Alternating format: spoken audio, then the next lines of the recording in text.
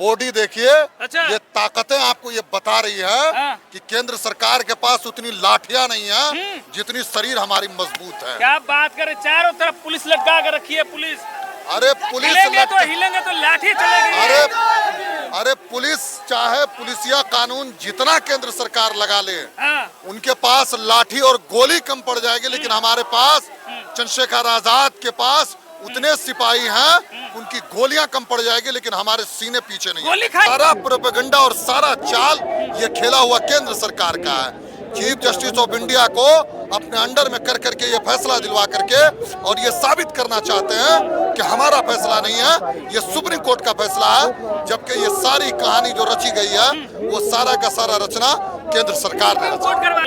राहुल गांधी जी का छोड़ दीजिए, वो अभी राजनीति में बहुत बच्चे हैं। चंद्रशेखर आजाद के आगे उनका कोई कद नहीं है। चलिए, राहुल गांधी भी अभी राजनीति में बच्चे हैं, चंद्रशेखर आजाद रावण के सामने कुछ नहीं है। राहुल गांधी अभी अफजल खान जी हैं, बिहार से आए। क्यों चंद्रशेखर आजाद रावण के वाहन पे पूरा दिल्ली नीला हो गया भाई, बताइए। दिल्ली नहीं, पूरा देश नीला करने की ताकत रखते हैं चंद्रशेखर आजाद। अच्छा। और अगर इस देश में इनकलाब अगर किसी ने लाया तो वो नाम चंद्रशेखर आजाद है। और अगर आज आप पूरा दिल्ली अगर आप देख रहे होंगे तो सिर्फ नीला ही नहीं, चंद्रशेखर आजाद भी एक एक लड़कों के हाथ में दिख रहा होगा।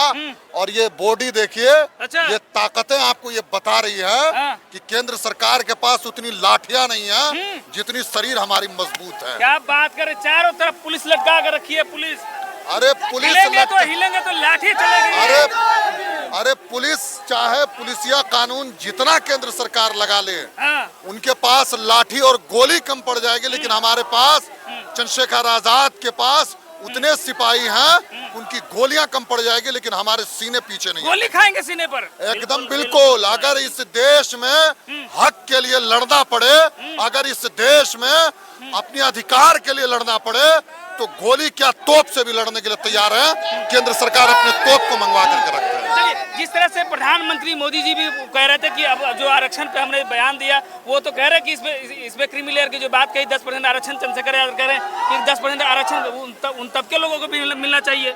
अगर ऐसी बात कर रहे हैं तो भाई एक बात बताइए, क्रीमी लेयर ला करके केंद्र सरकार जो है वर्गीकरण करके बादल जी के अंदर और हमारे भाई के अंदर जो है दोनों को आपस में लड़ा करके अपनी राजनीतिक रोटियां सेकना चाहती है।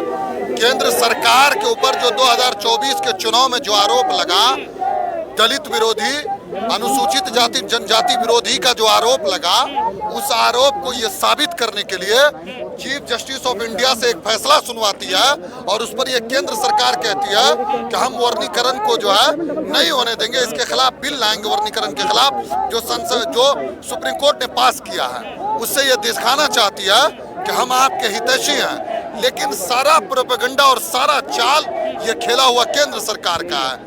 चीफ जस्टिस ऑफ इंडिया को अपने अंडर में कर करके ये फैसला दिलवा करके और ये साबित करना चाहते हैं कि हमारा फैसला नहीं है, ये सुप्रीम कोर्ट का फैसला है, जबकि ये सारी कहानी जो रची गई है वो सारा का सारा रचना केंद्र सरकार ने कोर्ट करवा रही है। मतलब केंद्र सरकार मतलब सुप्रीम कोर्ट को बता रही है। अब सुप्रीम कोर्ट के वकील कह रहे हैं केंद्र सरकार को हमसे कोई मतलब नहीं है। ये जो है, अब बताइए, कानून बनाने के लिए कोर्ट बनाएगा या फिर संसद बनाएगा? अच्छा, वर्गीकरण के खिलाफ जो है वो किसने फाइल किया था वहाँ पे, बताइए ना। कानून बनाने के लिए अधिकार किसके पास है? मेरा सवाल भी ले लीजिए आप कि कानून बनाने के लिए संसद को अधिकार है या फिर सुप्रीम कोर्ट के वकील को अधिकार है? Supreme court, chief justice of India ने जो फैसला दिया है उसके खिलाफ जो है केंद्र सरकार अपने कानून को, जो उस प्रावधान को हटा सकते हैं, उसके पास पावर है। अच्छा। लेकिन मैं ये जानना चाह रहा हूँ कि जो सुप्रीम कोर्ट में ये फैसला हुआ है वर्गीकरण का, उस वर्गीकरण के खिलाफ जो है वहाँ पर कौन लोग खड़े थे? जो वकील थे, किसके थे? भाजपा के वकील खड़े थे। क्या बात कर, भाजपा के वकील, सुप्रीम कोर्ट के वकील भाजपा के वकील होते हैं? अरे कौन लोग थे भाई? जो लोग भाजपा की हिमायत करते हैं सुप्रीम कोर्ट के अंदर, वो लोग थे जिन्होंने वर्गीकरण के खिलाफ जो है वहां पर जाकर के अपनी बातों को कहा कि इसमें जो है SC/ST में विभाजन करिए, विभाजन करके दो लाइए, जैसे ओबीसीओ में विभाजन कर रखा है उसी तरह से ये विभाजन करना चाहते हैं। लेकिन वहां पर भी भाजपा अपने पहले वहां पर हिमायत बनती है और जनता के बीच में आकर के दिखाती है कि नहीं, हम आपके हितैषी हैं। तो मतलब सुप्रीम कोर्ट और भाजपा का गठबंधन है, दोनों मिली-जुली गठबंधन है, मिलीजुली सरकार ये चलाना चाहता है, लेकिन उसके खिलाफ जब तक भीम आर्मी और नीला झंडा और चंद्रशेखर आजाद का नाम है, ये कतई बर्दाश्त नहीं होगा। विपक्ष के नेता पर भी आरोप लग रहा है, राहुल गांधी भी आरक्षण के ऊपर हमला बोल दिए हैं। राहुल गांधी जी का छोड़ दीजिए, वो अभी राजनीति में बहुत बच्चे हैं। चंद्रशेखर आजाद के आगे उनका कोई कद नहीं है। चलिए, राहुल गांधी भी अभी राजनीति में बच्चे हैं, चंद्रशेखर आजाद रावण के सामने कुछ नहीं है। राहुल गांधी देखिए, और चंद्रशेखर आजाद रावण के नेता कह रहे हैं कि राहुल गांधी अभी राजनीति में बच्चे हैं और चंद्रशेखर रावण के सामने कुछ नहीं है। देखिए तमाम सारी भीड़ हमने दिखाया आपको। देखिए एक बड़ा जनसैलाब है, चंद्रशेखर आजाद रावण के एक बुलाहट पे एक इतना बड़ा जो जनसैलाब आपको दिख रहा है, कहीं ना कहीं एक बड़ा बदलाव चाह रहा है। चंद्रशेखर आजाद रावण की राजनीति में एक बड़ा बदलाव लोगों को दिख रहा है कि चंद्रशेखर आजाद रावण एक अपनी बदलाव ला सकता है, बहुजन दलितों की राजनीति को एक बदलाव कर सकता है।